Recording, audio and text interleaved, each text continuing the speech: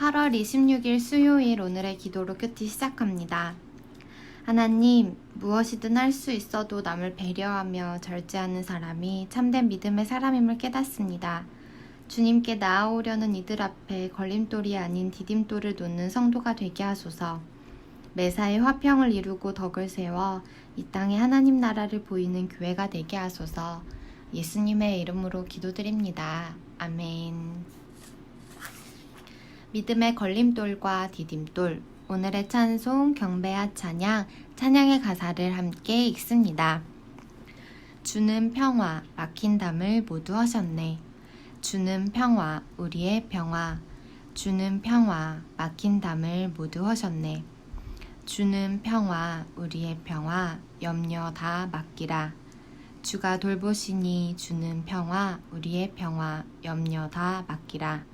주가 돌보시니 주는 평화, 우리의 평화. 아멘. 로마서 14장 13절에서 23절 말씀. 그런즉 우리가 다시는 서로 비판하지 말고 도리어 부딪힐 것이나 거칠 것을 형제 앞에 두지 아니하도록 주의하라. 내가 주 예수 안에서 알고 확신하노니 무엇이든지 스스로 속된 것이 없으되 다만 속되게 여기는 그 사람에게는 속되니라. 만일 음식으로 말미암아 내 형제가 근심하게 되면 이는 내가 사랑으로 행하지 아니함이라. 그리스도께서 대신하여 죽으신 형제를 내 음식으로 망하게 하지 말라. 그러므로 너희의 선한 것이 비방을 받지 않게 하라. 하나님의 나라는 먹는 것과 마시는 것이 아니요 오직 성령 안에 있는 의와 평강과 희락이라. 이로써 그리스도를 섬기는 자는 하나님을 기쁘시게 하며 사람에게도 칭찬을 받느니라. 그러므로 우리가 화평의 일과 서로 덕을 세우는 일을 힘쓰나니 음식으로 말미암아 하나님의 사업을 무너지게 하지 말라. 만물이 다 깨끗하되 거리낌으로 먹는 사람에게는 악한 것이라. 고기도 먹지 아니하고 포도주도 마시지 아니하고 무엇이든지 내 형제로 거리끼게 하는 일을 아니함이 아름다우니라. 내게 있는 믿음을 하나님 앞에서 스스로 가지고 있으라. 자기가 옳다 하는 바로 자기를 정죄하지 아니하는 자는 복이 있도다. 의심하고 먹는 자는 정죄되었나니 이는 믿음을 따라하지 아니하였기 때문이라. 믿음을 따라하지 아니하는 것은 다 죄니라. 아멘. 20절의 거리낌은 헬라어로 프로스콤마입니다. 범죄의 기회 혹은 방해물을 뜻하며 사람에게 죄책감을 갖게 하는 것을 말합니다. 오늘의 말씀 요약. 서로 비판하지 말고 거칠 것을 형제 앞에 두지 않도록 주의해야 합니다. 하나님 나라는 먹고 마시는 것이 아니라 성령 안에 있는 의와 평강과 희락이니 화평의 일과 덕을 세우는 일에 힘써야 합니다. 음식으로 형제를 거리끼게 해서는 안 되며 믿음을 따라하지 않는 것은 다 죄입니다. 본문 해설, 실천해야 하는 사랑의 원리 14장 13절에서 18절에 관한 내용. 예수 그리스도 안에서 우리는 무엇이든지 할 수 있는 자유를 지녔습니다. 하지만 연약한 형제가 넘어지지 않도록 그가 부딪힐 것이나 거칠 것을 두지 않았는지 주의해야 합니다. 우리에게 주어진 모든 자유와 권리는 반드시 형제를 위한 사랑 안에서 이루어져야 합니다. 사랑으로 행하지 않는 것은 형제를 망하게 하기 때문입니다.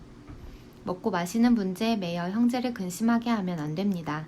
그것은 복음의 본질이 아닙니다. 서로 다투고 반목하는 공동체는 망할 수밖에 없습니다.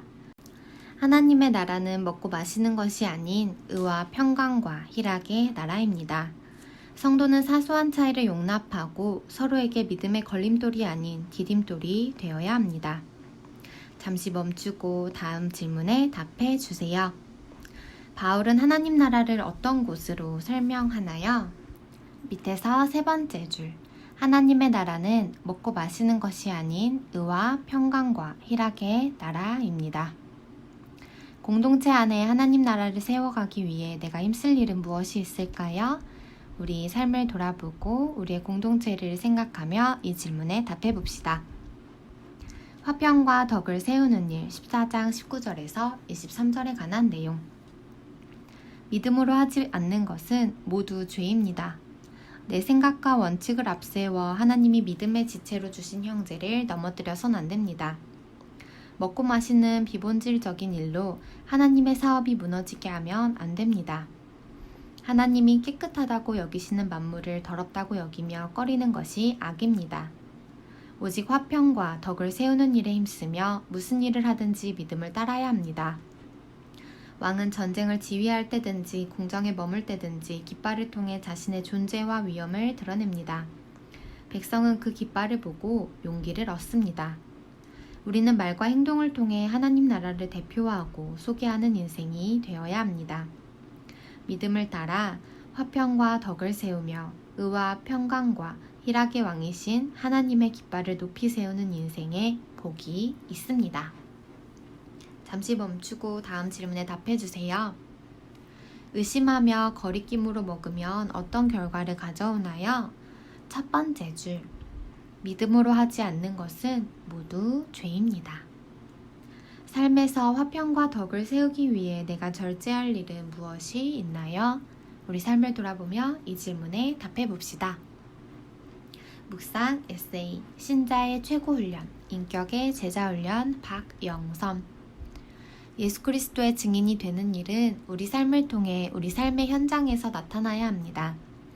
그런 일은 훌륭하지 않고 겉으로 보기에는 평범한 싸움입니다.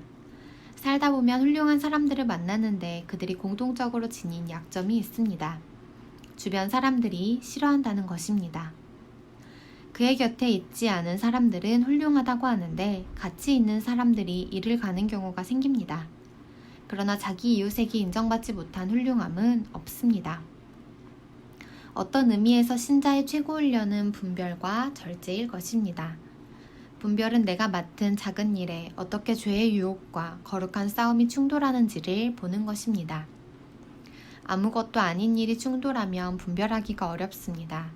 그것이 종교적 형태를 취하거나 반대하는 형태를 취하면 쉬운데 그렇지 않으니 어떻게 할 것인지 결정하는 분별이야말로 신자들에게 가장 필요합니다.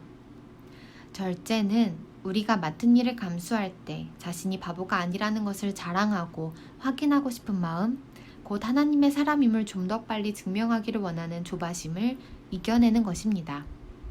이 훈련이야말로 제자의 길에 필요한 것입니다. 예수님의 증인으로 산다는 과제는 이미 우리에게 주어졌습니다.